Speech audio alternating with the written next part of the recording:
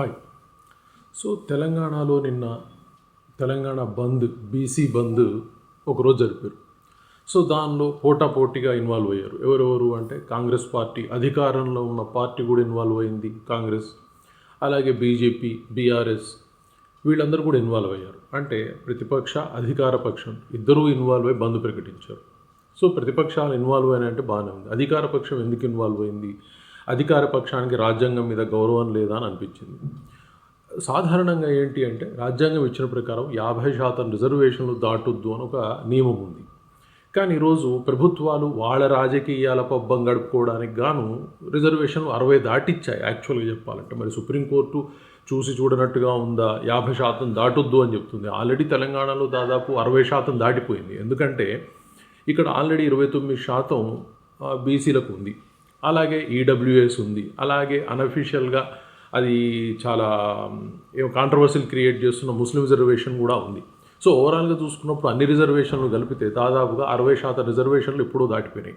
కానీ సుప్రీంకోర్టు మరి అంటే అవి లెక్కలకు తీసుకోవట్లేదా?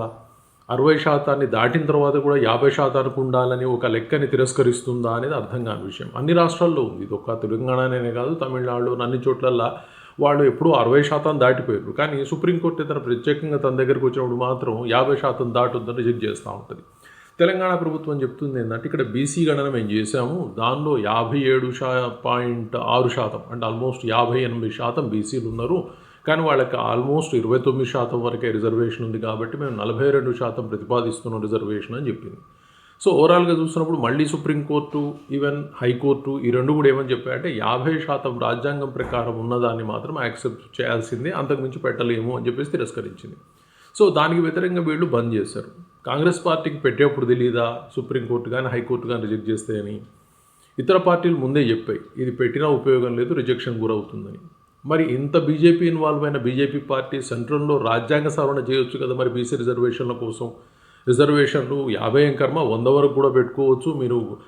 బీసీ కులగణన, ఎఫ్సీ కులగణన, లేకపోతే ఎస్సీ కులగణన, ఎస్టీ కులగణన, ఈడబ్ల్యూఎస్ గణన, ముస్లిం కులగణన, ఇలాంటివి పెట్టేసి మీరు 100% పెడతారా, 110% పెడతారా, మీ ఇష్టం అని చెప్పేసి ఒక రాజ్యాంగ సవరణ చేస్తే పాపం కాంగ్రెస్ పార్టీ వెయిటింగ్లో ఉంటుంది. ఎప్పుడైనా రాజకీయాలు చేయడానికి గాను కాంగ్రెస్ పార్టీ రిజర్వేషన్లను వాడుకుంటూ ఉంటుంది. కులగణన, ఆ గణన, ఈ గణన అంటూ చేస్తూ ఉంటుంది, లేదా ఉచితాల మీద ఆధారపడుతూ ఉంటుంది.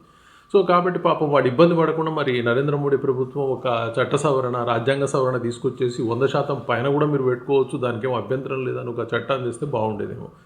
ఈరోజు కాంగ్రెస్ పార్టీ చెప్పడంతో, ఇన్వాల్వ్ అవ్వడంతో ఒక నవ్వుల పాలనట్టుగా అనిపిస్తూ ఉంది. ఎందుకంటే ప్రభుత్వానికి తెలియదా? ప్రభుత్వంలో ఉన్న ఐఏఎస్ ఆఫీసర్లు చెప్పరా, లీగల్ అడ్వైజర్లు చెప్పరా ఇది చట్ట విరుద్ధం, రాజ్యాంగ విరుద్ధం, కాబట్టి ఇది ఎట్లా పడి తిరస్కరణకు గురవుతుంది. కాకపోతే వీళ్ళు ఏం చేయదలుచుకున్నారు, ఇప్పుడు ఎలక్షన్ల టైంలలో ఇలాంటి పనులు చేసి మేము మీకు వ్యతిరేకంగా ఏం చెయ్యము, మీకు అనుకూలంగా మేము రిజర్వేషన్ ఫాలో అవుతాం, కానీ రాజ్యాంగంలో లేదు కాబట్టి వాళ్లే కోర్టులు తిరస్కరించాయి, సో మేమైతే మీకోసం ఉన్నాం కానీ కోర్టులు తిరస్కరించడం వల్లనే చేయలేకపోతున్నామని చెప్తా ఉన్నారా? అంటే ప్రజలకు ఏం తెలియదు అనుకుంటారా? ప్రజలకు తెలియదా రాజ్యాంగంలో ఏముంటుందని?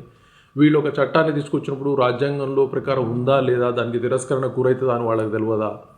సో మళ్ళీ దానికి తగ్గట్టుగానే బీజేపీ పార్టీ మేము ఇన్వాల్వ్ కాకపోతే మాకేం చెడ్డ పేరు వస్తుందని బీజేపీ ఇన్వాల్వ్ అవుతుంది. మరి సెంట్రల్లో ఉన్న గవర్నమెంట్ చట్టం చేయలేక ఇక్కడ సపోర్ట్ చేస్తే ఏం లాభం? బీఆర్ఎస్ పార్టీ ఇంకా ఏమంటారు గోడ మీద పిల్లి. సో అటా ఇటా అన్నట్టు ఆలోచిస్తుంది. ఓకే ఇప్పుడు అందరూ సపోర్ట్ చేసారు, మేము సపోర్ట్ చేయాలి, మేము సపోర్ట్ చేయకపోతే మాకు చెడ్డ పేరు వస్తుందని వీళ్ళు. సో ఓవరాల్గా అందరూ కలిసి ప్రజల్ని మోసం చేస్తూ ఉన్నారు తప్పితే ఈ రిజర్వేషన్ అనేది రాజ్యాంగబద్ధంగా నిలబడదు అని తెలుసు. సో రాజ్యాంగబద్ధంగా నిలబడదని తెలిసినా మరి కోర్టులు కూడా ఏంటంటే ఇప్పుడు 60% ఎందుకు యాక్సెప్ట్ చేస్తున్నాయి, మరి 50% అని అబద్ధం ఎందుకు చెప్తా ఉన్నాయి, 42% ఎందుకు తిరస్కరిస్తూ ఉన్నాయి అనేది చాలా స్పష్టంగా చెప్పాల్సిన అవసరం ఉంది. ఎందుకంటే అసలు 50 ఎప్పుడో దాటిపోయింది, మళ్ళీ 50% పాట ఎందుకు పాడుతూ ఉన్నాయి కోర్టులు అనేది అర్థం కావట్లేదు. రాజ్యాంగానికి తూట్లు పొడిచారో తెలిసిపోయింది. తూట్లు పొడిచిన తర్వాత చిన్నదా పెద్దదా అని కోర్టులు ఎందుకు ఆలోచిస్తున్నాయి అర్థం కావట్లేదు. బట్ ఓవరాల్గా ఇది ఏ స్థాయికి పడిపోయిందంటే ఓట్ల రాజకీయంగా మాత్రమే పడిపోయింది తప్ప ఈరోజు ఈ పార్టీలకు వచ్చిన లాభం ఏమీ తెలియదు. ఎందుకంటే ప్రజలందరికీ తెలుసు ఇది కోర్టులో నిలబడదు, ఇది తిరస్కరణకు గురవుతుంది, దీనివల్ల ఉపయోగం లేదని తెలుసు. తెలిసినా వీళ్ళు పెట్టినని కూడా తెలుసు. ఈ పార్టీ బంధు ఇవన్నీ కూడా దానివల్లనే పెట్టుకున్నారు తప్ప ప్రజలకు వచ్చి లాభం లేదు, ప్రజలకు ఒరిగేది లేదని అందరికీ తెలుసు. బట్ ఓకే, ఈ జిమ్మిక్స్ చేస్తూనే ఉంటారు ఈ రాజకీయాల వల్ల, మనం ఏం చేయలేము. Thank you very much.